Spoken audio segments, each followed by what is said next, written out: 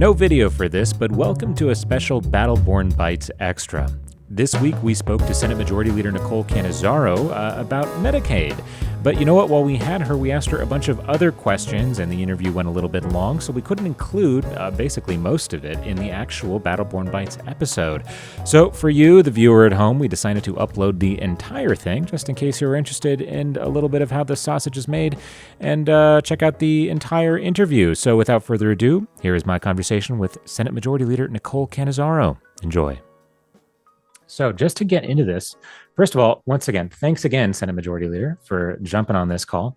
But yeah, just to jump into Medicaid and less fun topics, worst case scenario, if Congress, I know there's a lot of stuff floating around, but just we'll say if Congress decides to end the Medicaid expansion as we know it, what's the risk for Nevada, and especially Nevadans who are on Medicaid right now?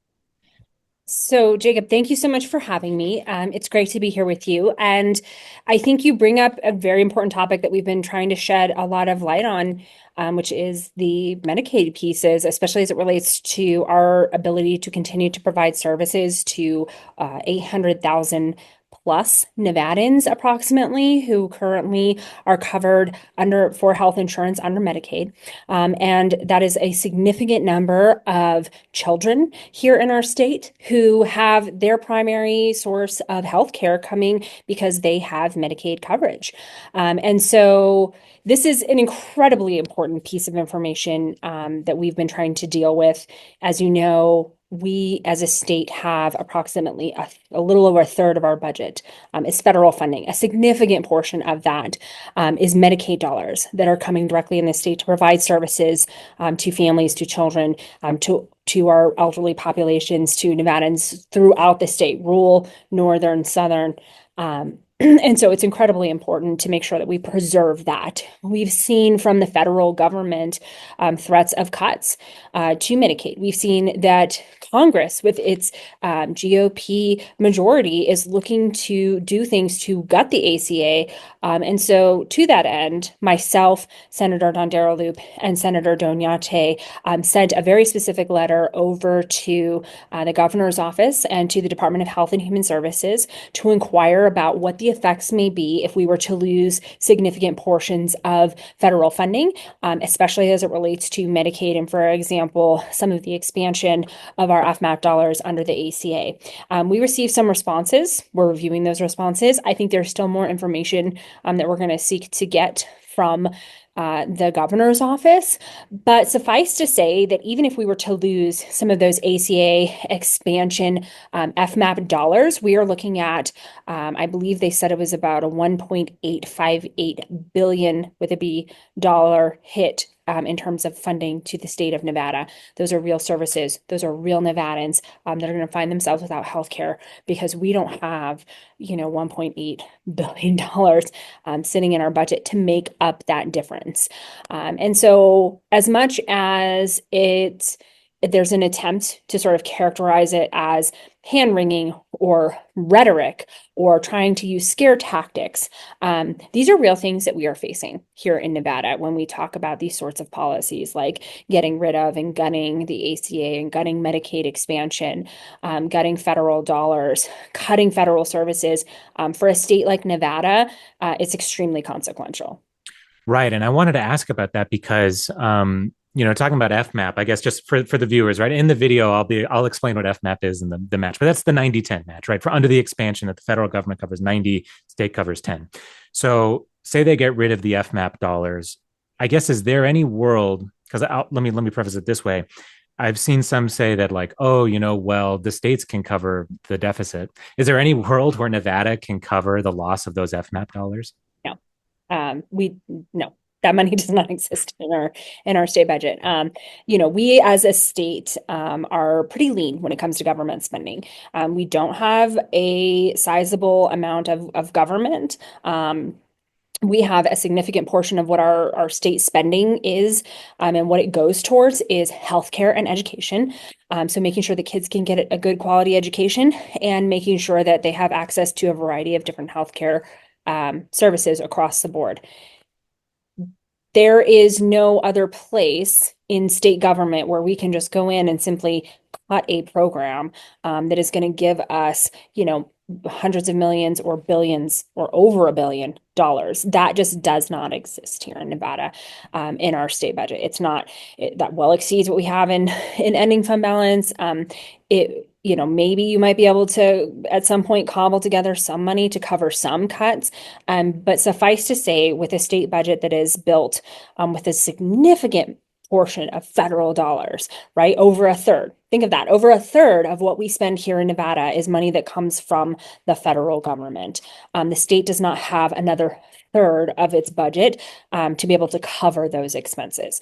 And so if we were to see a situation where the federal government comes in and cuts significant portions of federal funding or cuts in specifics, and specifically Medicaid funding, what you will see is a loss of services, critical healthcare services and coverage for many, many hundreds of thousands of Nevadans.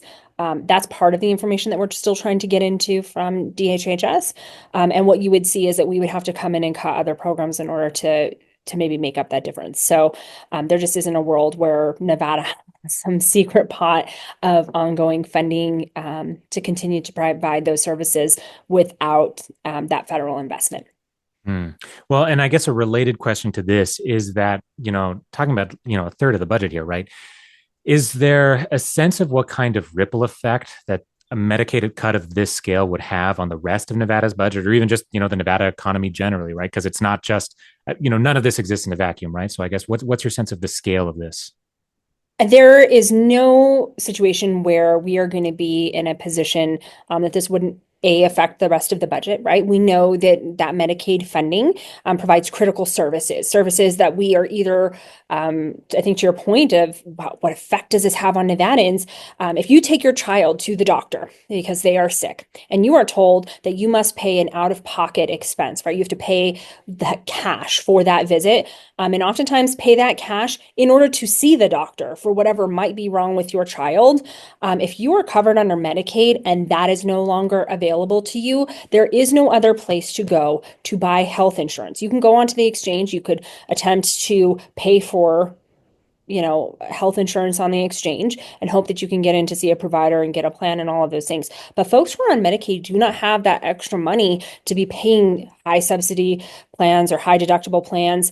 That just isn't a reality for Nevadans, right? This is how they are accessing their healthcare. And there is just going to be a fundamental lack of ability to receive those critical services. They're just not going to be covered. They're not going to have providers. Providers are going to have a harder time staying here in Nevada and continuing to provide services to everyone else, right? Because a lot of our healthcare market, these insurers, these providers who are providing the healthcare services to everyday Nevadans. If you have health insurance, for example, through your employment or through a spouse's employment, those practitioners are often also seeing Medicaid populations. Insurers are also covering Medicaid populations. And so for them to also lose all of that, it's going to make it a lot harder for us to continue to have access to providers, no matter where it is that you're getting insured from, because they're just not going to be able to, continue to operate here in this state. It's going to cause insurance to be more expensive so that we can continue to try to keep some of those providers here. And in a state like Nevada, where we know we have a critical lack of especially specialty healthcare providers, we just simply cannot afford that. And when you talk about this being an economic issue, it's not only an economic issue for families who live in a household, right, who are trying to figure out how do I pay for things. This also has a macroeconomic effect, I think, on the economy for the state as a whole, because you are going to significantly impact the ability for healthcare services to continue to be provided. You're going to ask for folks to try to use those dollars that they might otherwise be spending on food or gas or other types of commerce activities to now try to use it to help pay for some of those services. And frankly, what we see when people do not have access to health insurance, when they don't have access to health insurance, what happens is an issue that could have been resolved with either preventative care, which the ACA also covers a significant amount of preventative care.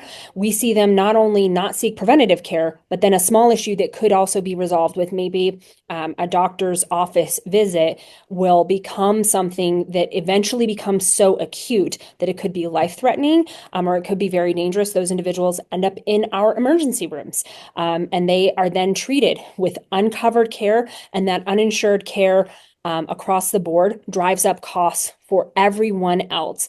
Your insurance, your health insurance is going to go up. The ability to pay for those things for the state as a whole is going to go up. And so there's just no way, that when you remove these little things, it does not have a substantial effect on the folks receiving those services, the people providing those services, and I think Nevada, the state as a whole. Okay. Well, I got two more questions, but I just want to check real quick. Do you have a hard out at some point? I have a few more minutes. Yeah. Okay, great. So first, I did want to ask about IVF, right? IVF bill dropped today. Sorry, protecting access to IVF in Nevada, and I think, in some sense, right? If anyone watching, the news last year, knows why this is a hot topic now. But for you, right? What is the importance of introducing this bill now? What is? Yeah, I guess I'll just leave it there. So this bill is just so incredibly important because there is so much uncertainty with the fall of Roe v. Wade and the Dobbs decision. It leaves a lot of reproductive healthcare providers, even in the IVF space, in a very precarious situation where they're not sure, if they continue to provide this kind of care where they're sort of helping families who've already probably experienced a significant portion of them, devastating pregnancy loss, difficulty with different aspects of their fertility.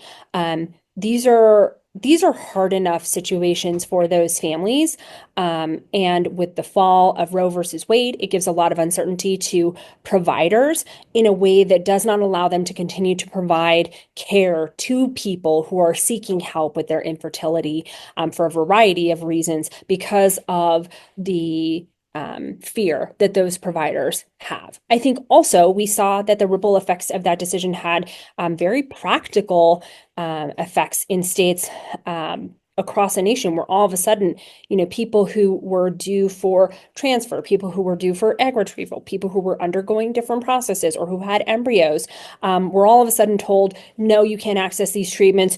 No, we don't know what we can do, if anything, with your embryos. No, we can't transfer them out of state for fears over liability or criminal prosecution. That is a very real world that we are living in. And what we are saying to these people, and especially to Nevadans, right? I think it's 1 in 7 Nevadans struggles with infertility and is seeking some sort of treatment. So this touches, if you're talking about the people that this is going to touch people in your life, right? This is not some random situation where people are not feeling that every single day. This is something that people are reaching out to get services for. And I think the environment is a motivating factor for that and why this is something we should take on now. But also there's a lot of families out there who are looking for support and looking for answers for how it is they're going to access this care, what exactly it is they're entitled to access, what might be covered. And so this bill is sort of seeking to provide some clarity, right? And make sure our health providers feel very competent in what it is they can continue to provide to their patients, and also say to families and to people who are looking and struggling with infertility that there are options out there for them, right? Because without this, a lot of Nevadans are left without options. Absolutely. Okay, well, I did want to ask one sort of big umbrella question. Yeah. And I'm sure discussions are ongoing, but I know in 2023, the budget was obviously a sticking point, we'll call it. And there was the special, obviously, because of the standoff with the governor's office. A lot of budget talk already this year, and it's only February. So Yes. I'll leave it up to you. What's the vibe right now? Vibe check on the budget. How are you feeling as negotiations are in the sort of early stage? I will say the budget that we received from the governor's office, which I've said on a number of occasions, is completely unworkable. And that puts us behind this process in a very significant fashion. And I think you're seeing that even in some of the budget subcommittee hearings, certainly in the hearings where we were being presented with the sort of 20,000 foot overview of the budget. We're looking at a significant structural deficit in the governor's recommended budget as proposed. There were also a number of funds that were being swept to pay for things that they were not statutorily or legally allowed to be swept for, or to be swept at all. We're also seeing other things in many of these other budget accounts where we're still waiting for budget amendments. We received some budget amendments, and those amendments simply took these ongoing funds and made them one-time funds, which didn't solve the problem that we are spending more money than we are receiving as a state, without some sort of direction on what services is it that we are trying to provide, what are we not trying to provide. I think you're seeing in our budget subcommittee hearings that we're asking a lot of questions. We're being told there's amendments that are coming. We're asking a lot of questions about where some funds are coming from. For example, today we heard some health and human services budgets where there were a lot of in these budgets, not just the one we heard today, but some of the other ones, requests to sweep opioid settlement funds into backfill, budget accounts. Those are things we have to be cognizant of, that we're putting those settlement funds to good use, and that those are programs that we would be able to continue to sustain. And so I think when it comes to the budget, there are more questions than there are answers at this point.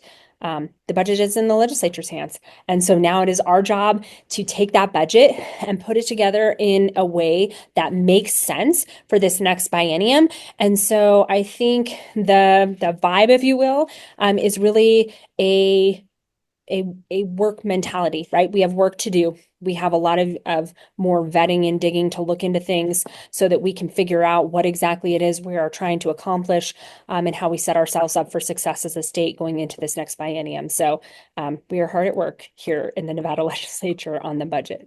All right. Well, the vibe is rolling up the sleeves. Yes. Yeah, rolling up the sleeves is a great way to describe that. All right. Well, Senate Majority Leader Nicole Cannizzaro, thanks so much for joining Battle Born Bytes. No, thank you so much.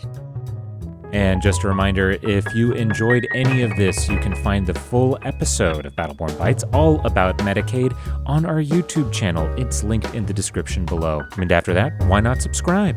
Until next week, I'm Jacob. This has been Battle Born Bytes. We'll see you next week.